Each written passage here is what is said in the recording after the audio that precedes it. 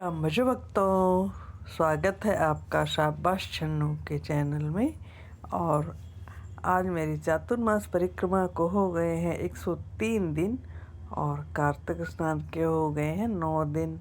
और आज मैं आपको एक और कार्तिक की कहानी सुनाने जा रही हूँ। कार्तिक महीने में गंगा जमुना की कहानी सुनने का उतना ही फल मिलता है जितना कि गंगा जमुना की नदियों में स्नान करने से। तो आज मैं आपको गंगा जमुना की कहानी सुना रही हूँ।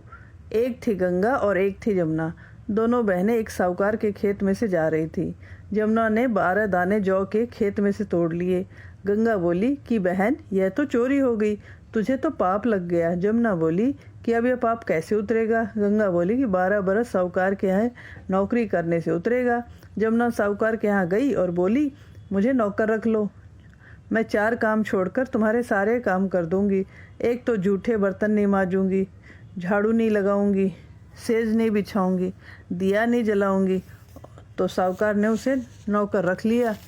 और 12 बरस बाद जब कुंभ का मेला आया, साहूकार ने मेले में जाने लगे तो जमुना ने उन्हें एक सोने का टका दिया और बोली कि वहाँ मेरी बहन गंगा है, उसको यह टका दे देना और कहना बहन जमुना ने भेजा है।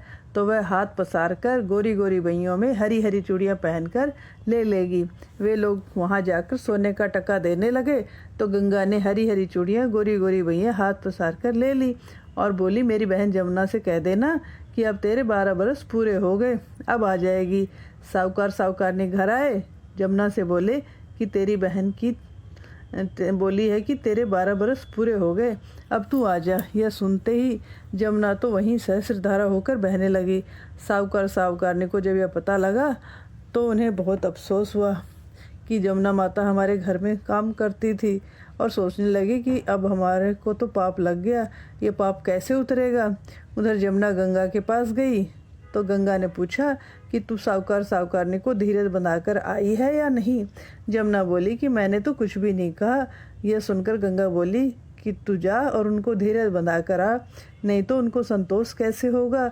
जमुना दोनों के सपने में आई और बोली कि तुम उदास क्यों हो। वे बोले कि हमने तुम्हारे से ऊंचे नीचे सारे काम करवाए, अब हमारा पाप कैसे उतरेगा। जमुना बोली कि तुम्हें कोई पाप नहीं लगेगा, मैं तो तुम्हारे यहाँ अपना पाप उतारने आई थी। तुम्हारे खेत में से 12 दाने जौ के तोड़ लिए थे, इसलिए मुझे दोष लग गया था। तुम्हारे 12 साल काम करने से वो दोष उतरा है।